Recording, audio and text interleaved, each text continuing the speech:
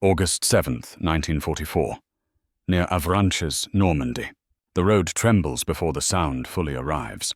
At first it is distant, a low, constant vibration that seeps through the soles of boots and into the chest, like thunder that never quite breaks. Then the air fills with it, engines, hundreds of them, grinding forward in an unbroken stream. Oberst Karl Reinhardt lowers his field glasses slowly. He has commanded men in Poland, in France, in Russia. He knows the sound of armor, the clatter of tracked vehicles, the staggered movement of supply columns scraping together under pressure. This is something else. From the hedgerow where his small stab group has taken cover, Reinhardt watches the road to the west. It is early morning, mist still clinging to the low ground, sunlight just beginning to burn through. The road should be quiet. The German maps still show this sector as disrupted, contested, unstable after the Allied landings. Instead, it is alive. American trucks roll past in a continuous flow. Not armored half-tracks or tanks, but fuel trucks. Long-nosed, canvas-covered vehicles, painted olive drab, each one loaded to its limit. Jerry cans are strapped to the sides. Drums are stacked in the beds.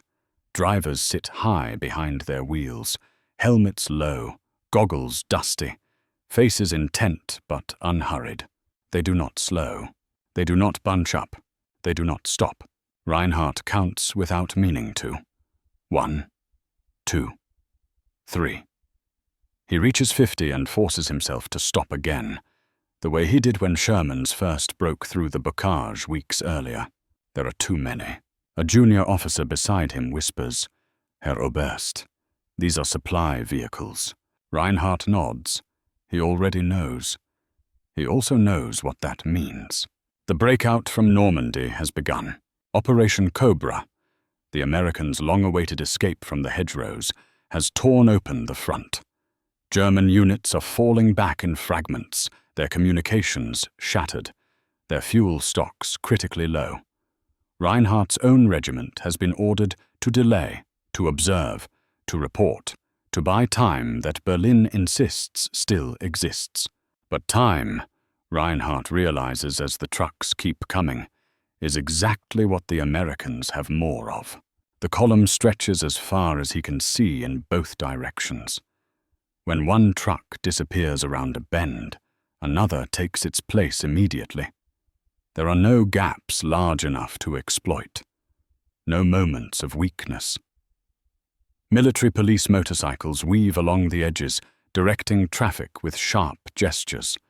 At intersections, signs have been nailed to trees, arrows pointing west, east, south, all marked with stenciled unit codes and dates.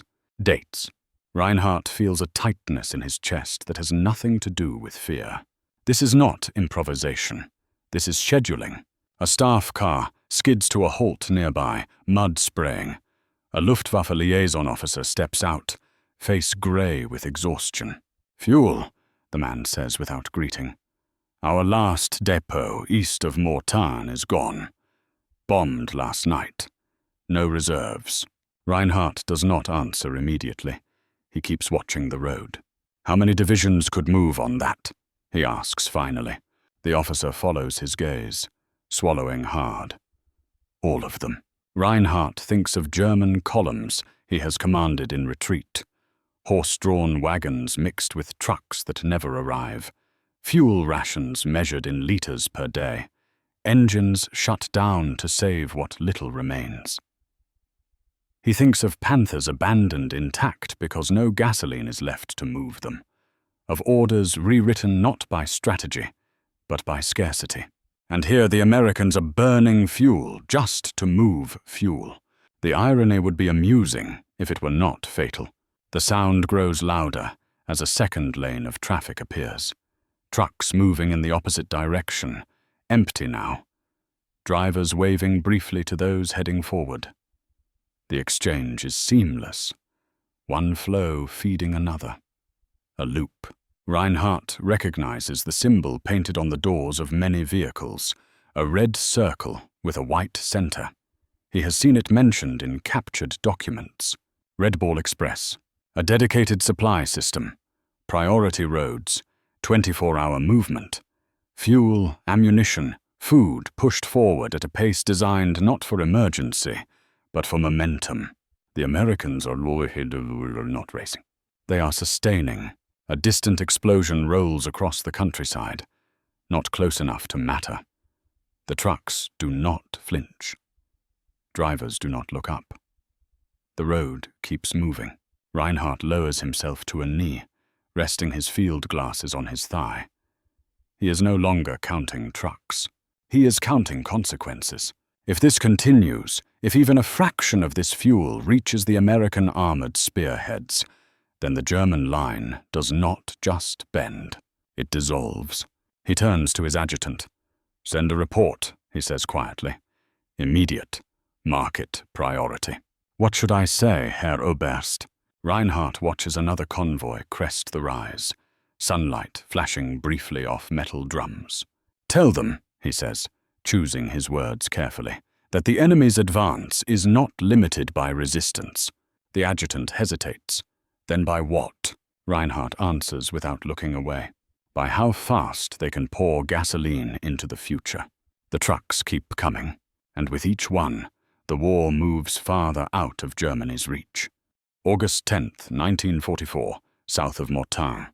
The opportunity comes by accident, as so many decisive moments do. At dawn, Reinhardt's forward elements encounter resistance that makes no sense at first. A roadblock hastily thrown together. 2 knocked-out American jeeps, a disabled truck angled across the road, a handful of infantry dug in along a shallow embankment. Not armor, not artillery. Just enough to delay, to funnel movement. Reinhardt studies the position through his binoculars. The Americans are tired. That much is obvious. Their uniforms are stained with dust and oil, faces drawn from days without proper rest. But their posture is steady, confident. They are guarding something. He orders a probe. Mortar fire first. Brief, controlled. Then infantry, advancing cautiously through the hedgerows. The firefight is sharp but short. The Americans withdraw in good order, covering each other, melting back down the road. When the shooting stops, Reinhardt's men move forward.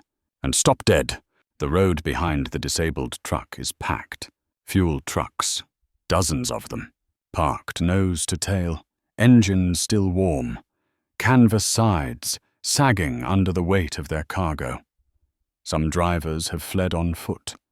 Others lie wounded near their vehicles, tended by medics who surrendered as soon as German rifles appeared. Reinhardt steps onto the road slowly, boots crunching on spilled gravel and shattered glass. The smell hits him immediately. Gasoline, thick and overpowering, hanging in the morning air like a promise and a threat at once.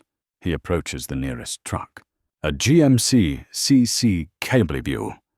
He recognizes the type now, after weeks of seeing them roll past.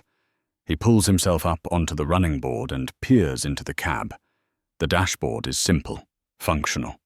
The fuel gauge sits just shy of full. In the bed behind it, metal drums are stacked in precise rows. Stenciled markings identify contents, destination units, delivery windows. Delivery windows. Reinhardt feels his throat tighten. A sergeant jogs up behind him, eyes wide. "Herr Oberst, there are more. Around the bend." Reinhardt walks forward. Around the curve, the convoy continues. Another 30 vehicles, maybe more, halted by the sudden break in the road. Military police motorcycles lie abandoned at the roadside. A smashed sign still clings to a tree, arrow pointing west, marked simply. To front. The front. Reinhardt does the arithmetic instantly. Each truck carries thousands of liters, enough to fuel tanks, trucks, half-tracks, enough to keep an armored division moving for days. And this is just one convoy. He turns slowly, taking it all in. German soldiers stand frozen, staring not with triumph, but with disbelief. Some run their hands along the drums as if expecting them to vanish. Others laugh once, sharply, the sound of men who have found water after weeks in the desert. A captain steps closer. "We could use this," he says, barely containing himself. "Our panzers go so." Reinhardt raises a hand. "Yes," he says quietly. "We could." But even as he says it, he knows the truth. Fuel is only useful if you have everything else to go with it. Spare parts, air cover, secure routes. Time. The Americans have built a system where fuel is never alone. Germany has built a system where fuel is always isolated. He orders the convoy searched, catalogued. Maps and manifests are pulled from glove compartments. Reinhardt spreads them across the hood of a truck, studying them carefully. The paperwork is immaculate, routes planned days in advance, alternates marked clearly, schedules staggered so traffic never bottlenecks, units named not just by designation, but by expected consumption rates. Consumption rates. Reinhardt thinks of German fuel planning. Desperate estimates scribbled in pencil, revised daily as depots vanish under Allied bombs. He thinks of requests sent up the chain that receive no reply because there is no fuel to allocate. This is the opposite. This is abundance managed scientifically. A wounded American lieutenant sits against a tree nearby, arm bandaged, face pale but composed. Reinhardt approaches him. "You knew we were here," Reinhardt says, not unkindly. The lieutenant shrugs. "Didn't matter," he replies in accented German. "Another convoy's already on the way." The words strike harder than any insult. Another convoy. Reinhardt straightens slowly. He looks again at the trucks, the endless drums, the neat rows of jerry cans. For the first time since Poland, since France, since the first weeks of Barbarossa, he sees the war not as a series of battles, but as a flow, and Germany is not controlling it. He orders the convoy destroyed.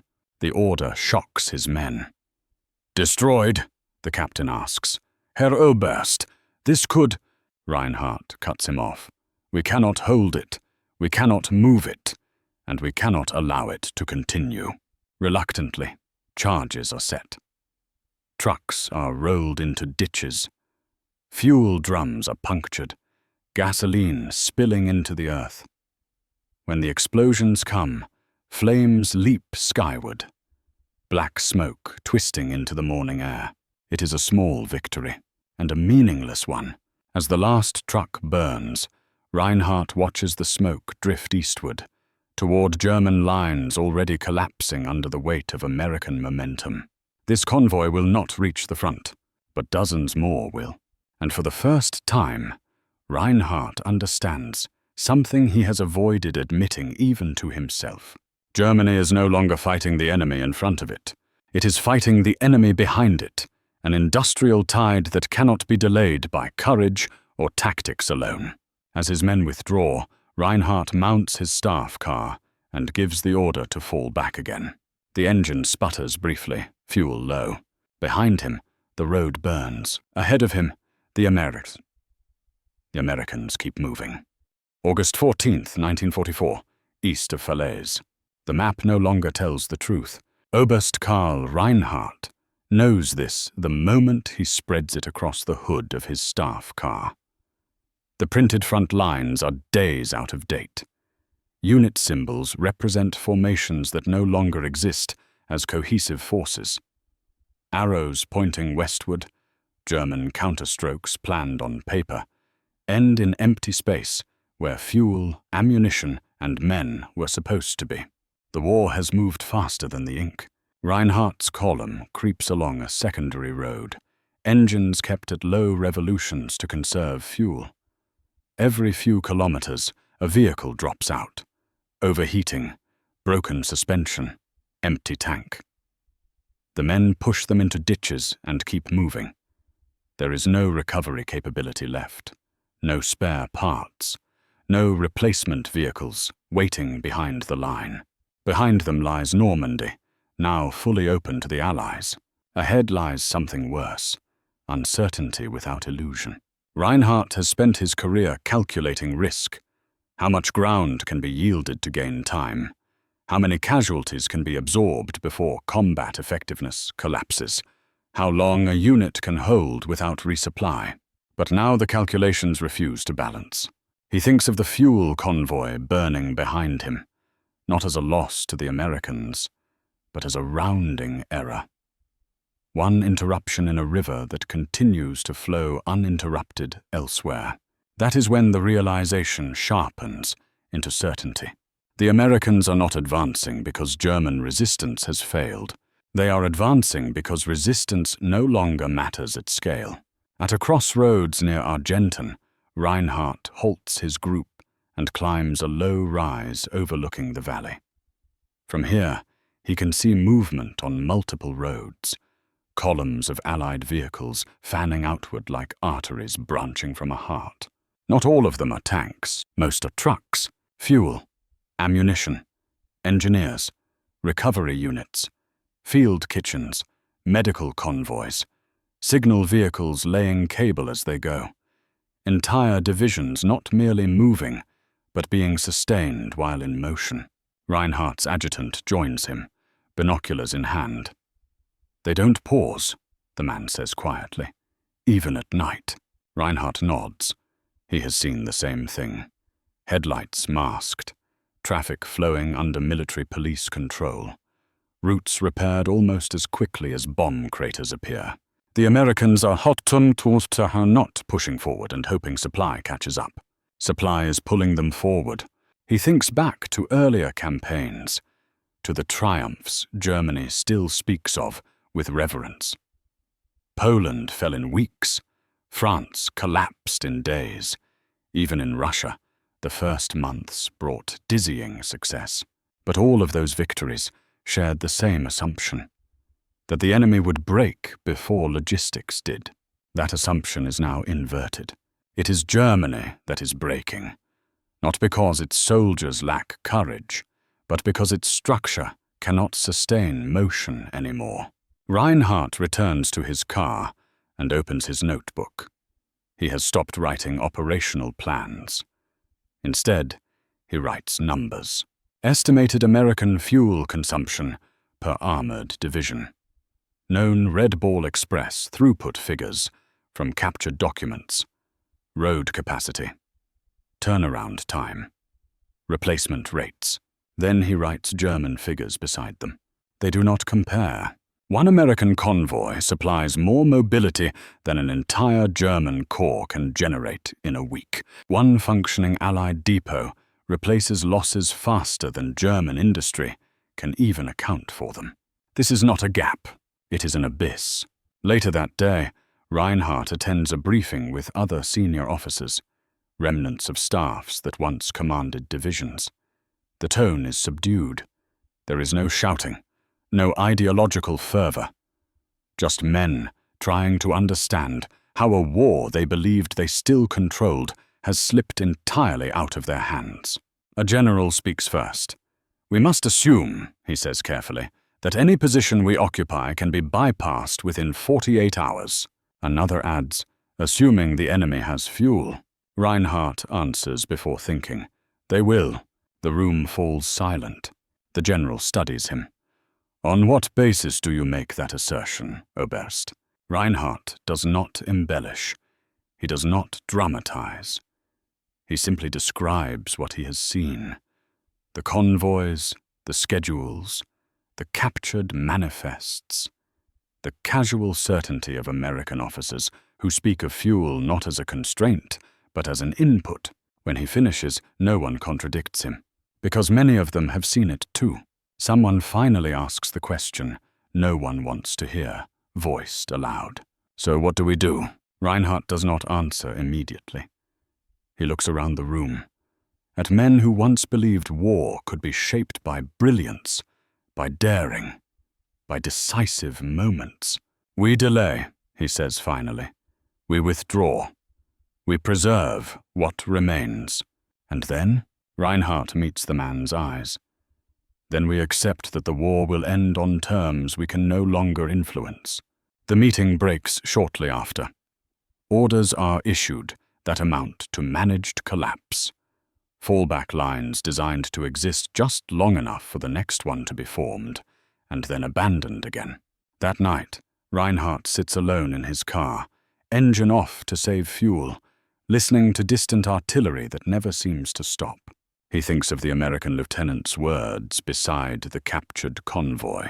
Another convoy's already on the way. That sentence has not left him. It repeats itself in his mind with mechanical certainty, like the ticking of a clock. Germany can still fight battles, but it can no longer fight the clock. And clocks, Reinhardt now understands, are what win modern wars. August 18th, 1944. Near the Falaise pocket. The air smells of burning oil and sweet rot.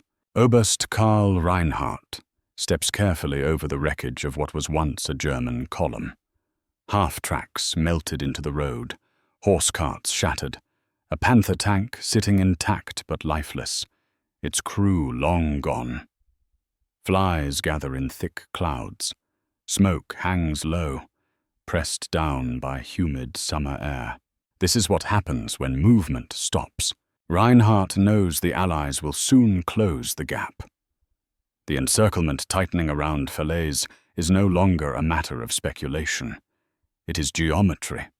Roads converging, columns intersecting, German units colliding with one another as they retreat, all competing for the same shrinking corridors, and everywhere the same cause: fuel. A major from another corps staff joins Reinhardt, shaking his head as he surveys the scene. "We had orders to move last night," he says, "but only one battalion had enough gasoline. The rest waited. By morning it was too late." Reinhardt does not respond. He does not need to. He has already seen the opposite reality. Earlier that morning, through a break in the hedgerows, he watched the Red Ball Express in motion again. The road glowed with heat, shimmer, as trucks thundered past in two directions, loaded eastbound, empty westbound, drivers switching shifts without stopping, refueling in minutes, eating from tins handed up by roadside kitchens. Military police stood every few hundred meters, whistles and batons keeping traffic flowing like blood through arteries. Some of the drivers were barely soldiers at all. Cooks, clerks, men pulled from rear areas and trained just well enough to keep wheels turning. Many were African-American troops, working without ceremony, without recognition, hauling the fuel that made the entire American advance possible. Reinhardt had watched one driver stop briefly to change a tire under shell fire. Another truck pulled in behind him, headlights masked, crew already moving to help. The column slowed, then resumed. No panic, no collapse. Red Ball Express, not a convoy, a system. Reinhardt compares it instinctively to Germany's supply efforts. Fragmented, vulnerable, dependent on rail lines already shattered by Allied air power. Horse-drawn wagons clogging roads. Fuel drums hidden in forests and destroyed before they can be used. Requests sent up the chain that return stamped "Nicht verfügbar," unavailable. At a crossroads littered with abandoned equipment, Reinhardt finds an American pamphlet dropped from a truck. It lists priority routes, turnaround targets, maintenance procedures. There is nothing boastful in it, no rhetoric, just instructions. The Americans have removed emotion from logistics. That is their advantage. As the Falaise pocket closes, Reinhardt's regiment dissolves into small groups. Units that were once commanded by radio now communicate by hand signals and shouted orders. Vehicles are destroyed by their own crews, not from enemy fire, but because there is no fuel to move them another kilometer. Reinhardt gives the order to spike remaining radios. "There's no one left to talk to," he says simply. On August 20th, his group is forced off the road by Allied fighter bombers. They scatter into a wooded area, hugging the ground as rockets tear through the trees. When the attack passes, Reinhardt counts his men. Half are gone. That night, he hears American engines nearby. Steady, confident, unhurried. The sound is not threatening. It is final. Reinhardt knows now that what he saw days earlier, the captured fuel trucks, the endless convoys, was not a supporting detail of the Allied victory. It was the victory. Germany has not been defeated by a single battle or even by superior weapons. It has been defeated by continuity, by the simple fact that the enemy can move tomorrow, and the day after that, and the day after that. Without pause, without shortage, without hope that time will rescue the defender. In the early hours of August 21st, Reinhardt orders his remaining men to discard insignia and attempt to break out in small groups. He stays behind, standing by the road, watching American trucks roll past yet again, their drivers silhouetted against the rising sun. For the first time since 1939, Reinhardt does not feel anger. He feels certainty. The war is already over. It just has not finished catching up to Germany yet. August 23rd, 1944, east of the Seine. The capture is anticlimactic. There is no last stand, no shouted orders, no exchange of fire. Oberst Karl Reinhardt steps out from the tree line with his hands raised as an American infantry patrol fans out instinctively, rifles leveled, movements smooth and practiced. The men are dusty, tired but not desperate. They have eaten recently. Their canteens are full. An American sergeant approaches, takes Reinhardt's pistol, nods once, and gestures toward the road. "Over there, sir." "Sir." The word lands strangely. Reinhardt walks toward a cluster of trucks parked along the roadside. Not tanks, not artillery. Fuel trucks again. Their engines idling quietly, drivers leaning against fenders, smoking, waiting for orders. A field kitchen has been set up under a canvas tarp. Coffee steams in metal urns. Someone is ladling stew. The war, Reinhardt realizes, has followed him even here. But it no longer looks like war.